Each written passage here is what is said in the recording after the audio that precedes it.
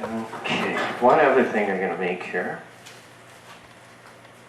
One thing I talked about at the beginning was form, and how we visualize these things we want to make in wood turning. And we know up here what we want it to look like. We see that form, and we see this nice flowing form, and it comes out, and then it's not always that way. And you finish the bowl, and there's a little facet on there here, and a facet there, and you've sanded it, and you hate to go back and have to do it all over because you spent 2-3 hours already working on that bowl. But it's so important to make one good thing rather than 10 mediocre. And so being able to make nice forms is important, and to be able to visualize those forms in your head and have it come down, you know,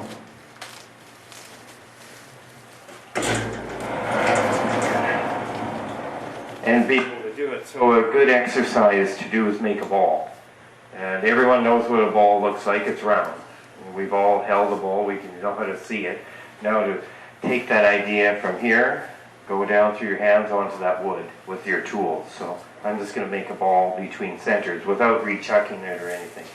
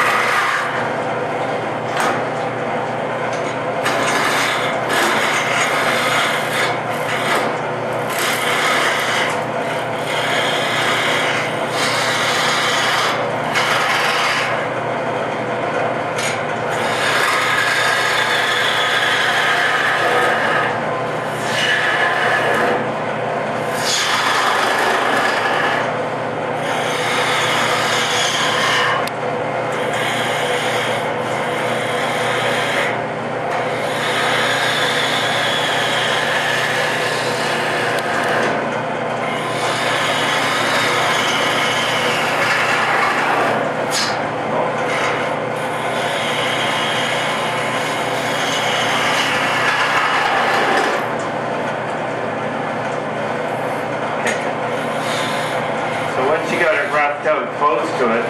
Now it's just refining it, looking at each half.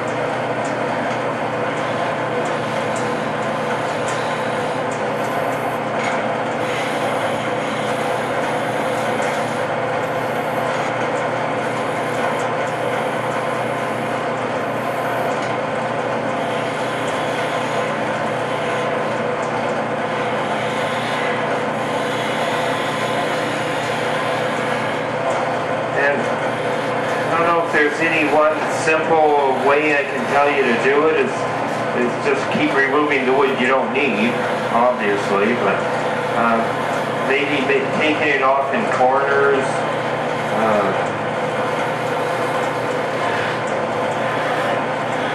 But the key is that we all know what we want to make, and it's just being able to control your tools in your hands to be able to make that shape you want. What helps is to have something in front here that's dark to see your profile.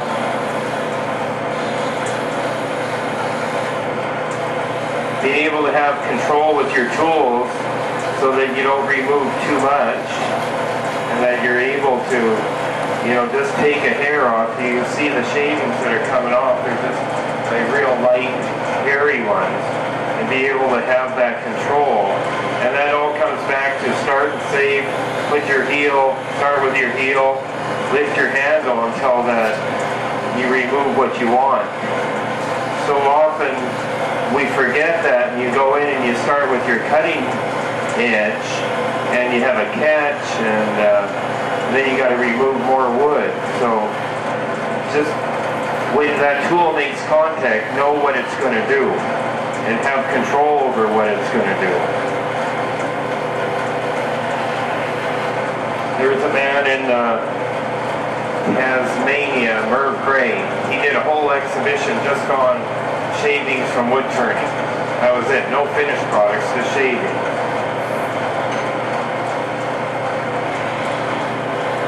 And I always think of him and those shavings, and sometimes just do the same, make the thinnest, smallest shaving I can produce to the largest, thickest one.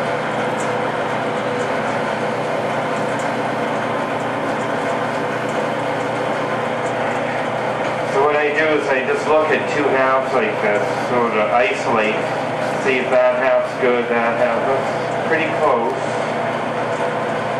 A little here.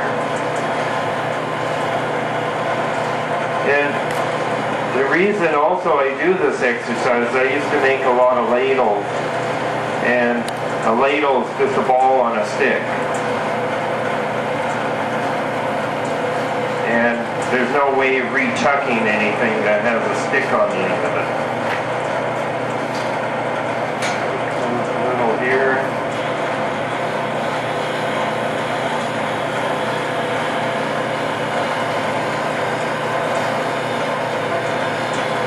I'm going to turn this into a baseball, put the stitches on it. I do something called Balls for Education, and I donate these balls I make to all kinds of causes, so they can raise money for education or whatever their cause is. I feel it's important you should give more than you take, so it's my little way of giving back. So this, and all the stuff I make here, I just give to all the clubs too.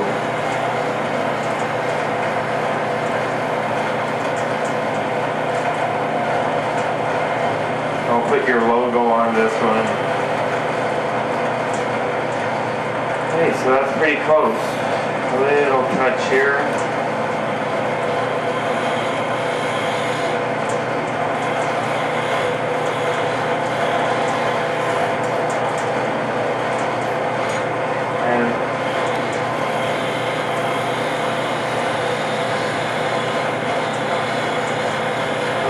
Times I start a class for a week with anyone. I just, before we do anything, I just give them a blank of wood and say, okay, make a ball. And it gives me a quick evaluation of each student pretty quick. You know, who's, and if they can make one. A lot of them end up balls or marbles, but as long as it's round. Okay, so that's pretty close.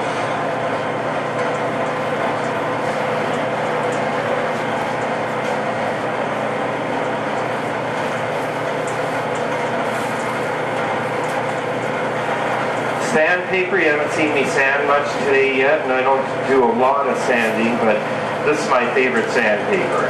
It's this foam back stuff. It's called Theosoft. There's two companies, I think Vince's sandpaper and the sanding glove. I have brochures over there you can take.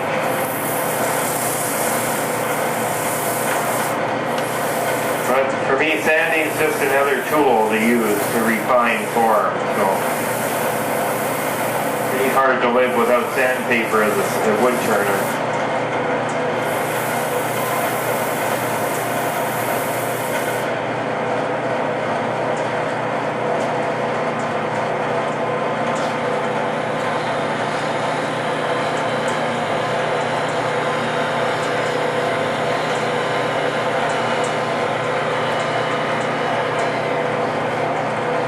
Some days you're really good at these and some days you aren't.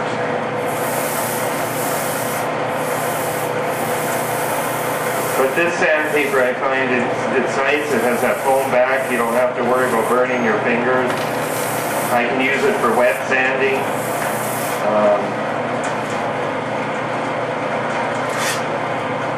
It lasts probably 2-3 times longer than any other I use. So it costs more, but it's worth it.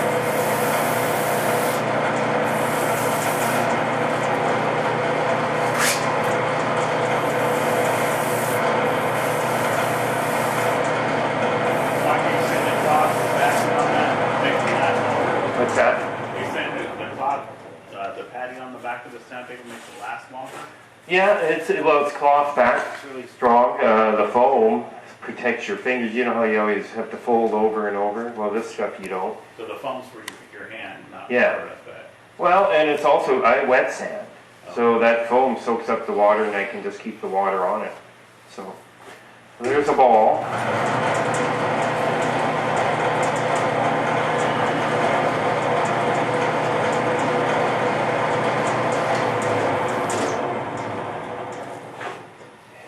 Good little saw.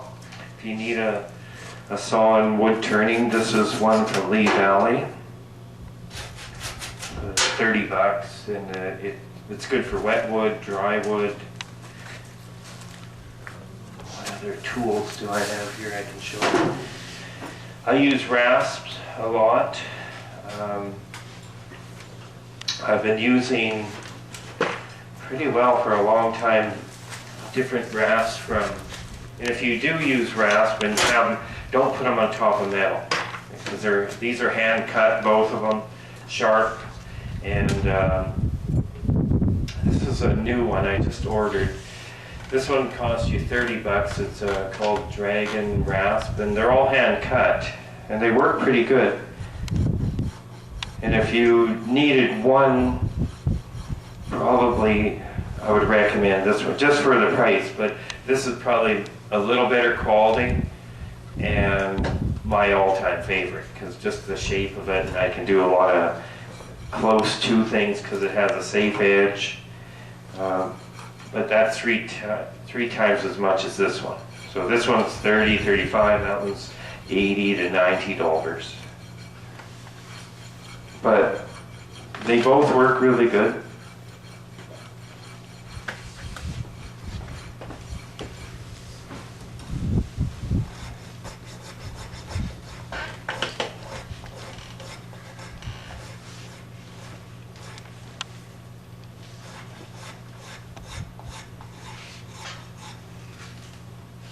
And what I do for sanding or finishing these off, I just put them in a vacuum chuck and sand the ends off. I have a little 3-inch vacuum, aluminum one.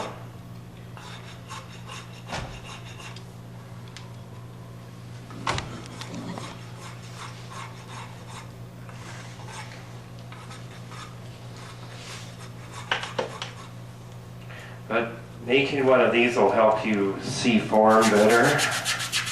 Be able to have a little better control over when you go and make vessels or bowls, because to me the most important thing is nice shape. I don't care about the wood. You know, wood sometimes you can override form just because it's such a beautiful piece of wood, and people say, well, it's a beautiful piece of wood, but they don't maybe tell you that it's a beautiful shape that you put on it. There, I'm turning this ball into a baseball, and I'm just putting the stitches on right now. While in between there, I thought, kill some time. But I remember reading in the AEW, the guy had a mathematical formula, and 2 pages long on how to put seams and everything on there, and I couldn't understand it. So the easiest way is just get an old baseball, cut it apart, and use the old baseball skin. Just lay it over top of it. Me, I usually bring one with me, but you can pretty well get it on, that's when you won't know too much the difference of it. It'll have if you're, look close, you'll know. But the wood burner that I use, there's a lot of good ones. I have probably every wood burner there is.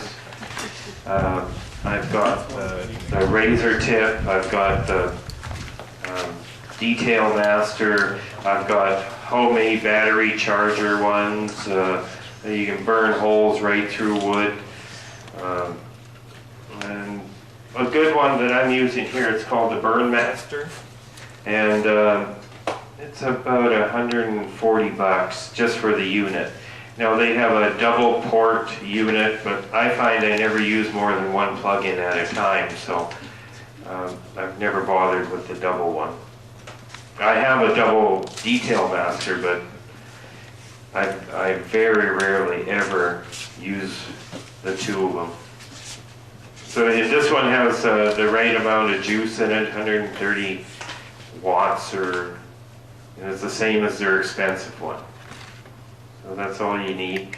If you ever, I think next year Graham Priddle's coming here, and he shows you how to make one out of a battery charger from Napa, and your own bits and everything. So if you want to go that route, my favorite pan is this one. It's from Detail Master. I find the handpiece from Burn Master is really nice, but the tips, they don't last me usually one demo. And the screws on it, needs a little work. So, but if you modify it a little for yourself, buy it, and it's pretty good. And change up the screws to better screws. I've suggested to them, and I think they took offense to what I said. They thought they had it all figured out, but so there.